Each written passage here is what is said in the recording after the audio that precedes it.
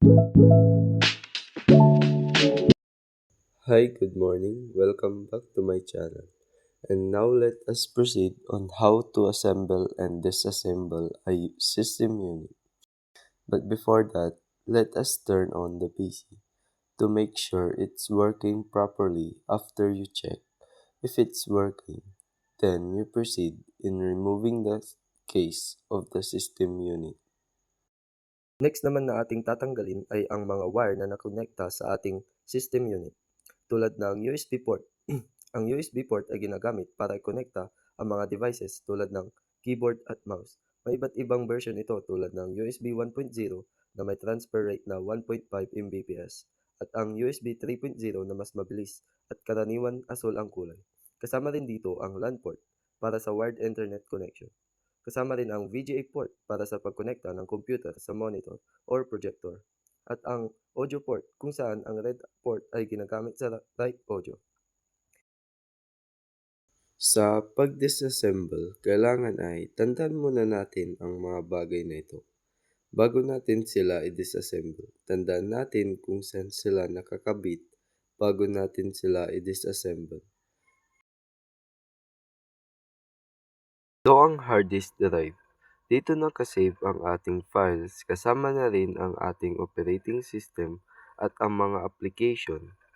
Sunod nyo pong tatanggalin ay ang RAM or Random Access Memory.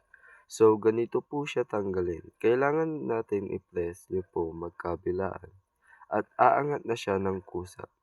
At ang paghawak po nito ay pagilid para maiwasan natin na hindi siya masira. At kasunod naman nating tatanggalin ay nandyan din ang SATA port. Dito kinakabit ang mga storage devices tulad ng hard disk drive or SSD. Ang mga storage devices ay naglalaman ng iyong operating system, mga files at ang mga programs. Ito naman ay ang 24 pin ay ang nagbibigay ng power sa power supply na nanggagaling sa ating motherboard. At ang kasunod naman po nating tatanggalin ay ang power supply. Ang purpose po ng power supply ay siyang nagre-regulate at nagbibigay ng power sa bawat components ng ating system unit. So, yun lang po at tapos na ang ating disassemble. Now, we will assemble.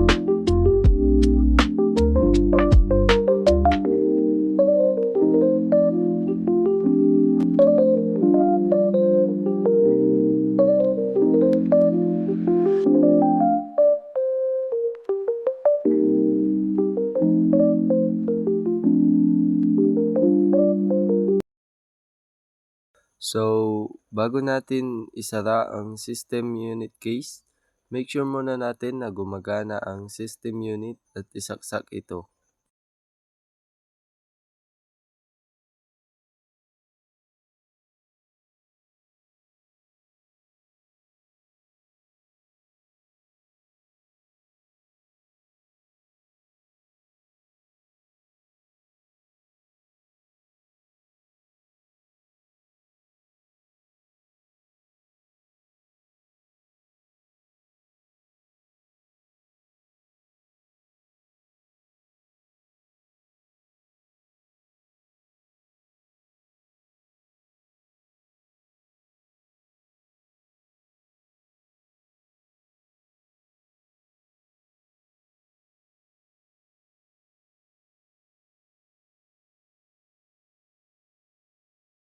At huwag nating kakalimutan ilagay ang mga nasa USB port, LAN port, at VGA at iba pa.